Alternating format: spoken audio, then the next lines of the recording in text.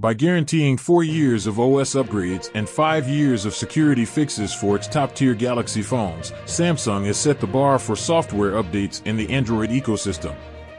Additionally, just 3 OS upgrades are available for Google's Pixel phones, despite being first in line for the most recent Android releases. The impending Pixel 8 series, which could possibly outperform Samsung handsets and get iPhone-like software support, will apparently transform the scenario. For at least 5 years following an iPhone's debut, Apple routinely offers iOS upgrades.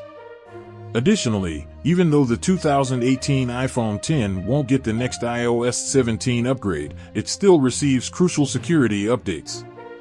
According to Google insiders, the Pixel May 8 have the same software update strategy as the iPhone.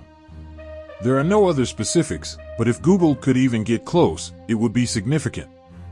Google may have chosen to provide the Pixel 8 OS upgrades for a longer period of time because to the more recent ARM v9 processors in the future Tensor G3.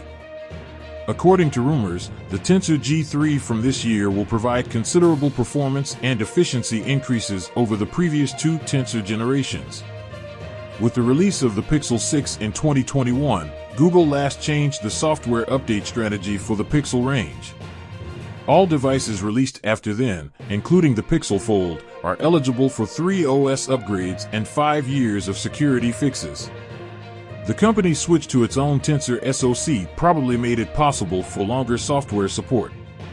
This is so that Google can decide how long its phones and tablets will get OS upgrades and security fixes since it has complete control over the whole hardware and software stack.